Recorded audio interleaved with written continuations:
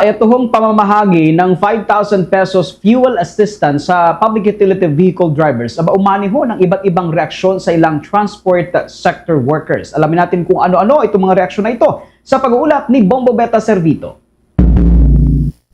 Ipinahayag ni Department of Social Welfare and Development Secretary Rex Gatchalian na aarangkada sa susunod na linggo ang distribusyon ng 5,000 pesos cash assistance sa public utility vehicle drivers. Bilang tulong sa patuloy na pagtaas ng presyo ng mga produktong petrolyo, bunsod ng tensyon sa Middle East. Dagdag pa niya, mayroon din silang nakalinyang pondo na maaring gamitin muli at ipamahagi sakaling magtuloy-tuloy ang tensyon sa Middle East. Kaugnay niyan, pakinggan natin ang naging pahayag ni Department of Social Welfare and Development Secretary Rex Gatchalian. So ang napagkasundoan namin ng mga alkalde ng Metro Manila at later on sa buong bansa ay by Tuesday next week, sisimulan na natin yung pagbigay ng tulong pinansyal na naghahalaga sa 5,000 pesos sa mga apektadong sektor. As soon as Tuesday, tuloy-tuloy na hutong aarangkada hanggang sa matapos namin. Gusto ko rin i-point out na ang GAA allocation or general appropriations ng AIX is at 60 plus billion na ang instruction ng ating Pangulo, that's at our disposal. Ibig sabihin, nilinya na namin kaagad yung 30 billion para kung tatagal pa tong krisis sa gitnang silangan, hindi to magiging isang beses lamang.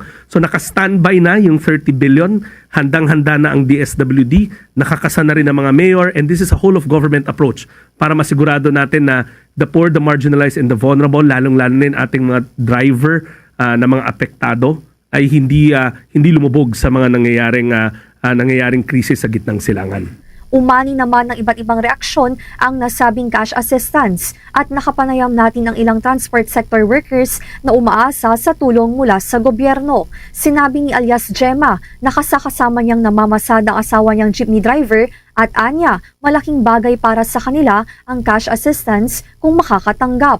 Narito ang naging pahayag ni alias Gemma. Sana kung meron, makakatulong. Kung wala, wala naman kami magagawa. Kung wala namang bibigay. Malaking bagay yung ibibigay nila kung ano may bibigay sa amin. Katulad naming mga namamasada, kung walang kita, wala kami pagkain. Ay nako, sobrang hirap talaga. Katulad namin, namamasada lang kami, di ba? Sa mahal ng bilihin ngayon, hindi talaga nagsasapat yung kikitain namin. Tapos, tumignan tumaas pa yung crudo, di ba? Malaking kabawasan talaga sa kita namin yan. Kaya, sobrang hirap talaga yung ganyang tumaas. Ayon naman kay alias Robredo na 45 taon ng jeepney driver, hiling niya ang agarang aksyon mula sa gobyerno sa kasalukuyang sitwasyon. Kaugnay niyan, narito naman ang naging pahayag ni alias Robredo. Ay, panawag sa gobyerno, dapat yun, huwag na pantaas yung gasolina. Sasabi ko, bakit nagtataas? Wala na tuloy kami kinikita. Wala na nga pasahero, madalang ng pasahero sa amin kasi nasa aircon.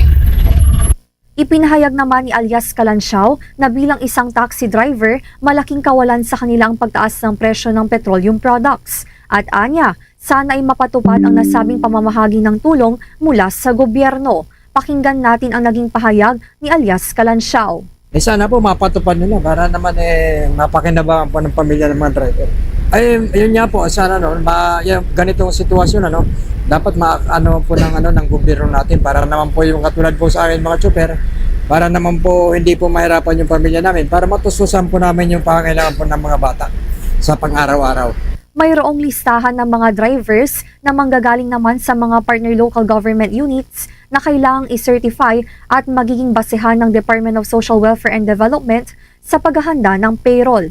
Magkakaroon ng schedule ang mga drivers para maiwasan ang mahaba at siksikang pila, gayon din na masiguro na magtuloy-tuloy pa rin ang transport services habang ang ibang drivers ay kinukuha na ang kanilang cash assistance. May mga help desk na itatayo kung sakaling magkaroon ng issue sa payout. Samantala, pinag-aaralan ng Non-Transportation Franchising and Regulatory Board ang paggamit ng digital system para masiguro ang mabilis. Para sa Bombo Network News, ako po si Bombo Beta Servito. And this is Bombo Radio Philippines, the #1 and most trusted source of news and information. Basta Radio, Bambo. For the most trusted source of news and information, visit our website at www.bomboradio.com. Follow us on Bombo Radio mobile app, Facebook, YouTube, TikTok, and X, formerly Twitter.